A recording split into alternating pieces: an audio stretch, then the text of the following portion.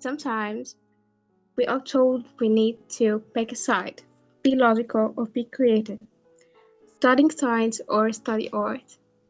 But what if your heart beats for both? In today's episode of Two Girls of Topic, I'm talking to someone who lives in that space, in between, someone who studies both mathematics and art, and finds meaning in both. We talk about how he started, how school changed his art, and what it feels like to be an artist inside a system. This episode is about creativity, pressure, freedom, and finding your voice when the world wants to define it for you. So, we're gonna start. Firstly, can you please introduce yourself? Yeah, it was a very wonderful introduction. Um, My name's Isaac James. So, uh, some have said I study studio art and mathematics at Washington Lee University in Lexington, Virginia. I'm a rising junior, and yeah, beyond that, I've lived in Virginia my entire life and often go out to Oregon during the summers and enjoy the beautiful nature out there. Okay, that's amazing. So, tell us about when did your love for art start? Yeah, it's a really interesting question because I would consider myself an artist my entire life, but I only got into visual art my sophomore year of high school. Before that, I organ and piano, and I wrote poetry, and I was very creative in other spheres, just not visually.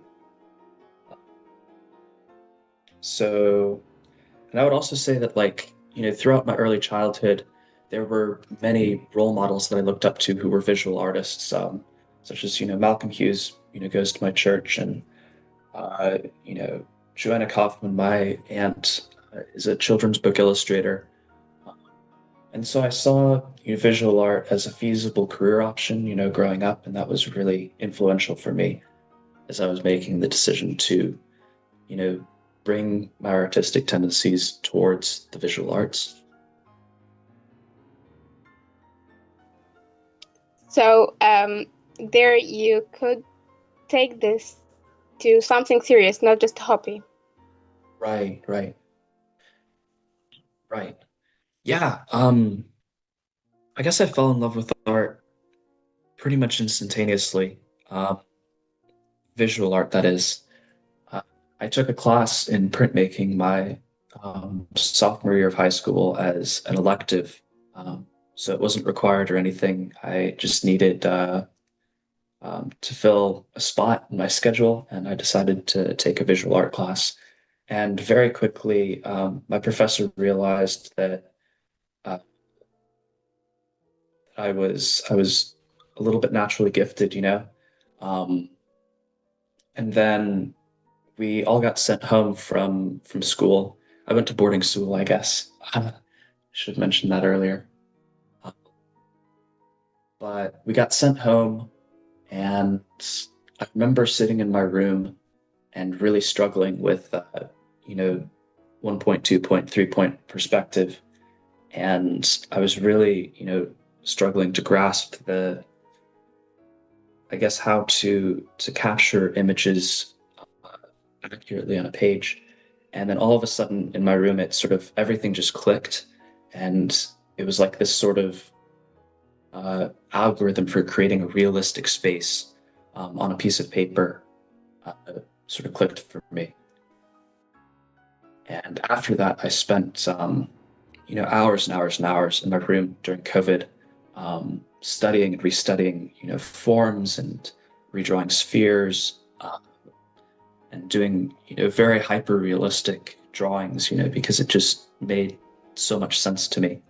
Um, and it was like, yeah, it was really neat. It was a really neat moment. I just felt like I had like this bug for it, and um, So that's the Doing moment when you felt like art is a part of who you are, right?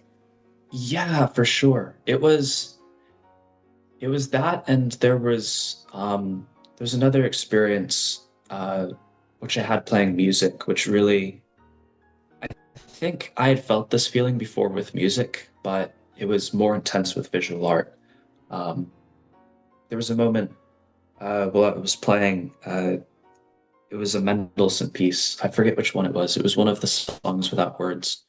Um, but I was playing it, and in music, you spend so much time interacting with you really study a piece of art, um, you know, with your fingers and your mind, and you really get into the feeling of it. Um, and so it becomes a part of you naturally. And to the point where you don't really necessarily think about the piece as you're playing it. You just play the piece, and you don't really need to uh, think about your finger movements or any of that. And so in that moment, I guess I realized um, I could start putting emotions into my work, and I could start expressing myself through creative means.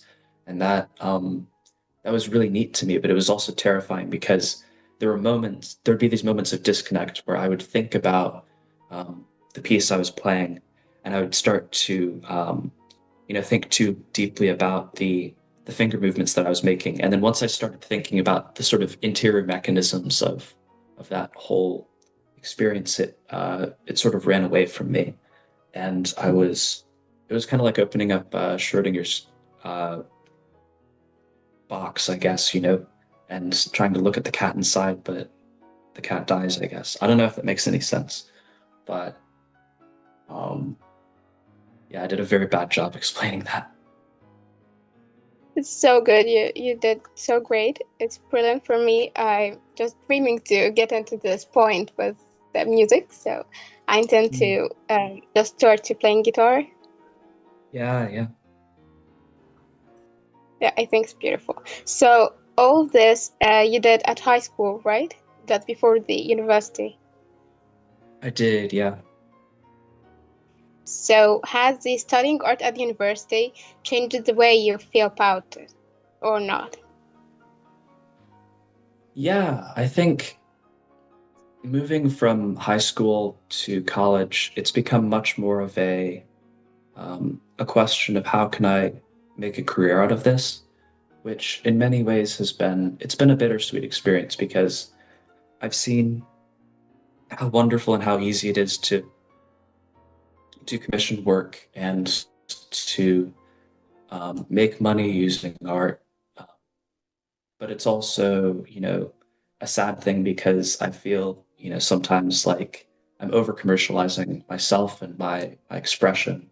Um, and I recognize that these two things are both necessary to creating a good art career, but it still makes me sad, I suppose. So the structure of the things at the university, it limits your freedom of the creativity. I think it's a complicated question, I guess. It's a really good one. I think it alters my creativity. I don't think it necessarily hampers it because, you know, when you take on a commission, you have to be creative to a certain degree um, about what medium you use and how you choose to capture what the person who commissioned you to do the work wants.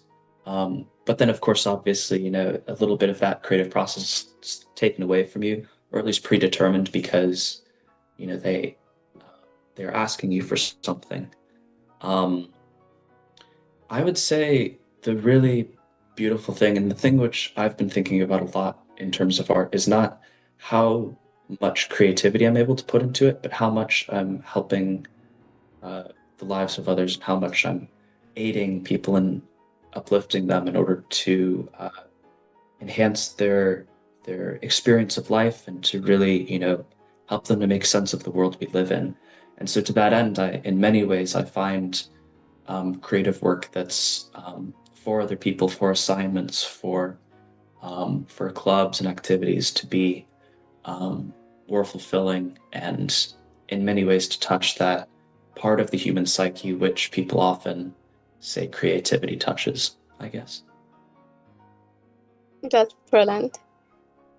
Um, so there's another subject that inspires you on the arts, like that mathematics is inspire you by some ways. The things I don't know specifically, but Mm. the combination is weird. So how could it affect on your art, or it doesn't just affect its side? And this is another one. Yeah, it's been a question I've been considering recently why, in high school I wasn't particularly drawn to math at all. To me, to me, math has a logistical and also a spiritual importance. I think logistically, math is something that I study to keep myself open-minded and sharp and to keep doors open so that I can continue to study what I need to in order to inform my art. For example, if I major in mathematics, it's a whole lot easier to get into a college for a master's degree that does like philosophy, or maybe I want to study English or something, but it's harder with an art degree. So that's logistically the reason why I'm studying math. But more spiritually and philosophically, I guess, I think I've always been um, someone who's fascinated with algorithms and fascinated with the mechanisms by which things work. And math is a wonderful way to describe um, those mechanisms. And especially, when I think about my artistic journey, uh, there have just been these moments where I need to do, 30 prints or something, or I need to like fine tune my process so that I can meet a deadline, And these moments are sort of like these mini algorithms for me where I have to, as an artist, I have to make my process efficient. I need to really work towards expending as little energy as possible and outputting the maximum amount of work. And so, all of this to say, I suppose mathematics has been greatly influential in my process and the way I view the world. Yeah, it's a really beautiful, beautiful subject. Yeah, it's one of my favorites too. Hmm. So you can balance between your homework and your personal creative time. There's nothing take so much time over the other one. Yeah, and the I say that from a place of a lot of privilege because I've been really blessed with many opportunities to do independent studies for credit in college, which is something that many undergraduates don't really get the opportunity to do. And so in those independent studies, I often find myself doing personal projects and, figuring out ways that I can bring my sort of my voice and my thought into the work I'm doing. Um, and I've been very blessed in that regard. And yeah. Okay. So when people see your art, what do you want them to feel or what to see? It's hmm, it's a difficult question, I think.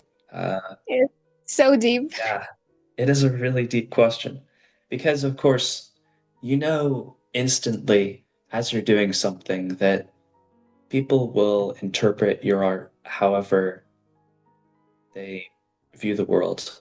And it's very difficult to sort of impose an idea upon someone uh, and get them to think one thing. You might spend hours and hours and hours, for example, on like an apple in the corner of your painting, and you personally might think that that apple is like the epitome of the painting and or if not the epitome, just like the part of the painting that you're most proud of. But at the end of the day, it's an apple in the corner of the painting. No one's really going to recognize the apple. They're going to be looking at, the figures in the middle, or they're going to be looking at, uh, you know, the trees in the thirds of the painting. And so it's a really difficult question to ask, well, how much um, how much do you want your audience to follow your vision, and how much of it do you want to be uh, determined by them? And so for me, I guess the one thing which I really try to control in my paintings is, or in my artwork in general, is this idea of referencing the past, referencing art history.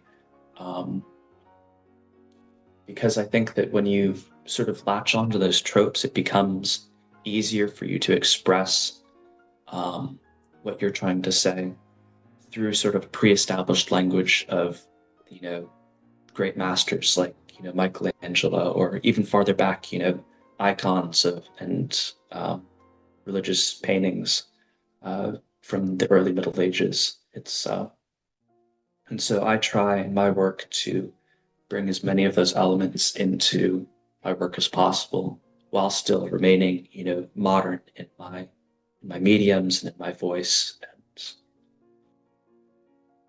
my expression. It's so beautiful. It's really, I agree with you. That depends on the person's experiences and how he see the things around them. Hmm. Yeah, it's such a tricky question, and it would be really neat in many ways to be able to like telepathically communicate your ideas to your audience. But then again, I think that would take away from the joy of being human in many ways. So it's Yes, in the end, the art is something to express your feelings and your personality. hmm. So, what do you hope to do with your art in the future? It just being a hobby or just something to express yourself, or you have a message that's sent by it to the world? Mm. Yeah, also a very difficult question. I think, yeah, I'm going so deep especially, with the, sorry, go ahead. I'm going so deep with the questions. I'm sorry. No, that's okay. These are good questions to ask. They're very existential. Uh, at least I take them to be. Um, let's see. Yeah. Um, as far as a direction that I want to go with my art, I really it's I've thought about this for a while, whether or not I want to be a fully professional, self-sustaining artist, or whether I'll need to, do this or that to sustain myself. Um, but really, all those questions are less relevant to me, just as long as I know that I will always have a little bit of time every day that I can devote to art. And even though that might not be as much time as I want or need to create great art, then I know it will be an outlet for me at the very least. Um, I hope that it's more than an outlet, I suppose, but there's no real way that I can control. Um, Again, it's the question of experience. If people don't buy my artwork, if people aren't interested in my artwork, then I simply won't be able to make a living out of it. So I suppose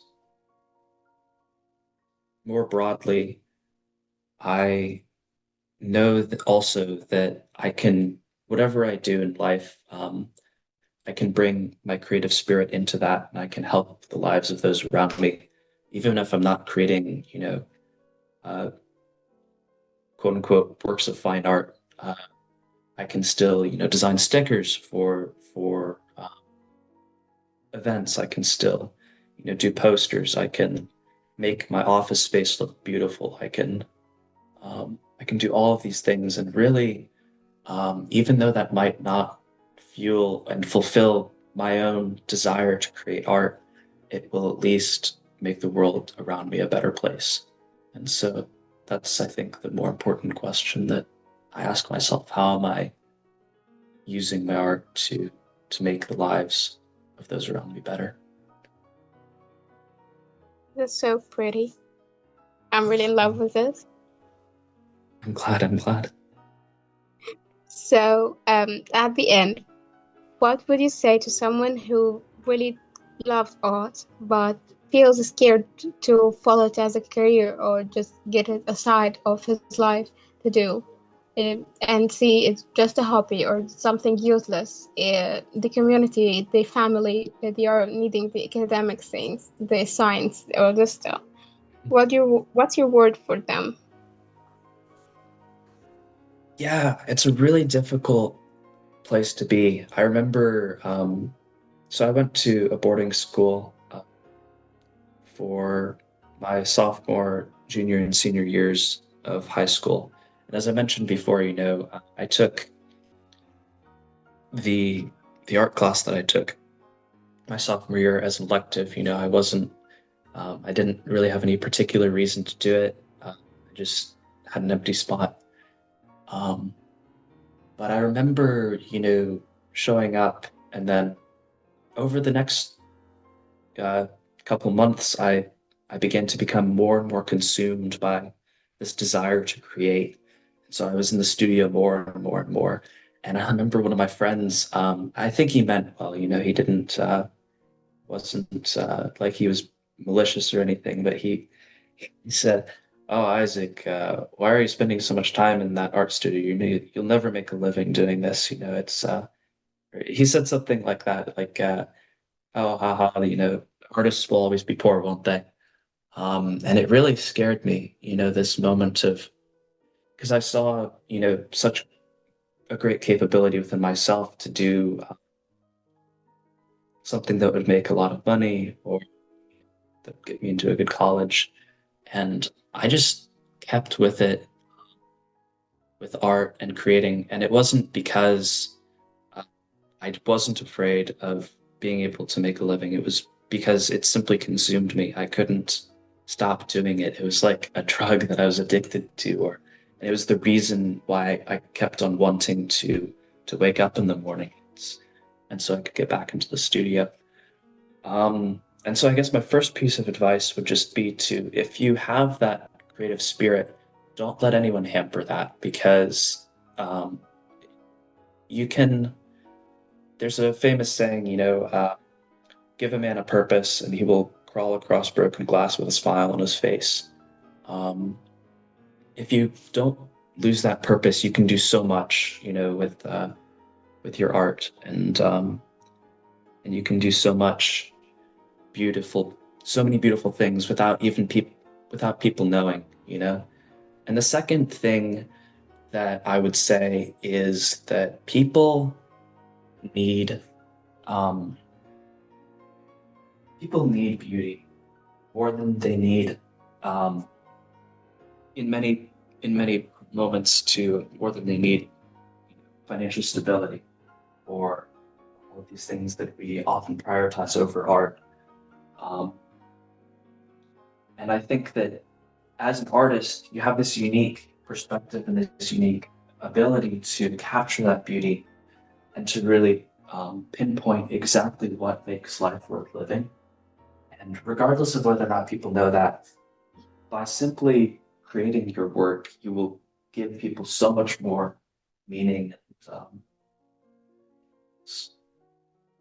purpose than they would have had otherwise. And so if you have a family member who is constantly saying, this will never make you successful, you'll end up in the gutter somewhere, you will never be able to sustain yourself, you'll never be able to have a family and kids. Um, Remember that I suppose you window into that beautiful world, into this beautiful vision for that person. And in a sense, you have a responsibility to listen to them, and you have a responsibility to care for yourself and do what you need to do to like live and to sustain yourself and to put food on the table. But you also have this massive responsibility to just dive into this passion head first and really show yourself and those around you how beautiful and wonderful the world is. That is the amazing power of art. So, yeah, I guess that's the advice that I would have. Hey, that's amazing. That advice was for me before the listeners. So, Mm. so much. If you want to add anything, the mic for you. Uh, yeah, I guess just the last thing is it's really sorry, I keep thinking of pieces of advice. The last thing is, I guess, seek out moments of collaboration. I really respect you for asking me on this, podcast and uh yeah, because collaboration and these discussions and creating pieces of work together with other people, it really drives, the creative industry. And it's a really amazing, wonderful thing. And it also forces you to get outside your shell a little bit and do something that you wouldn't normally do. So, great respect, I suppose. Thanks so much. Thanks so much. I'm so glad to have you on today. Yeah. And thank you for your existence here. hmm Thank you very much for having me. Thank you. This talk made me realize that art doesn't always live in one place. It can be in painting, in number, or even in how we speak to others. You don't need to be only one thing. We can be many things at once and give beauty into everything we live in. Thanks so much for listening to the Gossip Topic. If this episode made you think or feel something, I hope you keep it with you. Until the next time, stay soft, stay honest, and always stay topic.